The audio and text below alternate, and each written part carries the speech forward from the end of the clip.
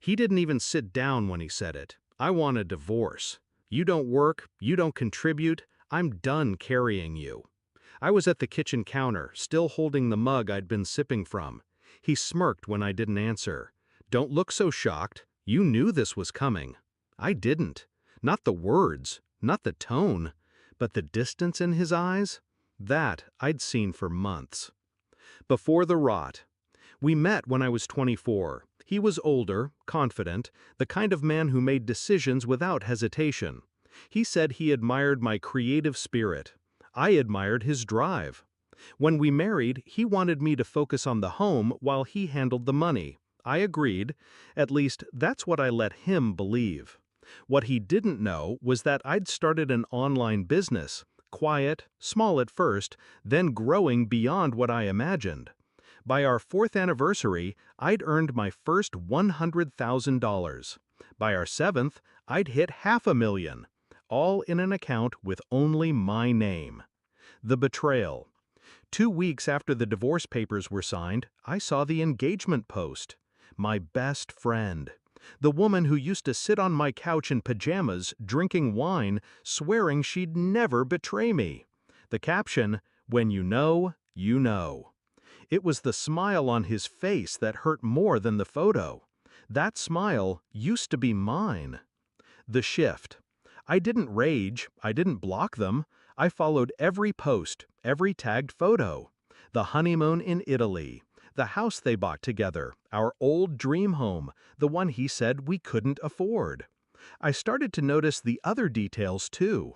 Her designer clothes, the sudden renovations, the expensive dinners. He was spending like a man who'd just come into money. Except he hadn't. The plan. 6 months after the divorce, I called my lawyer. How fast can we revisit the financial disclosures from the settlement? She smiled through the phone. Found something, didn't you? Oh, I had. He'd failed to declare 2 investment accounts in his name, joint accounts he'd opened while we were married, funded partly with my business income that he thought I didn't know about. Hiding marital assets during a divorce is fraud, the kind that unravels everything. The execution. Step 1. File a motion to reopen the divorce settlement. Step 2. Subpoena the hidden accounts. Step 3. Let the forensic accountant trace every transfer, every withdrawal, every cent he'd siphoned during the marriage. The numbers told the story better than I could. $183,000 moved into his personal accounts. $76,000 spent on gifts to a woman, my best friend. The courtroom. He walked in cocky, holding her hand. She wore a white suit like it was a wedding dress. My lawyer presented the evidence. His smirk faded with every page. The judge didn't even need an hour. The ruling was swift. Half of all undeclared assets returned to me. Full repayment of the marital funds he'd misappropriated. And, because of the fraud, he was ordered to cover all my legal fees. It wiped out his savings in one blow. The confrontation. 2 weeks later, I ran into them at the bank. He was pale, voice tight with the manager.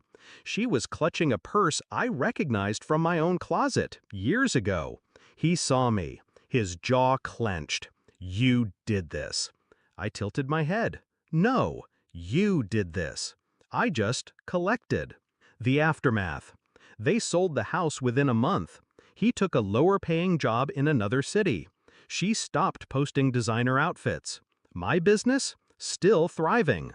That $500,000 had doubled by the time his final repayment hit my account.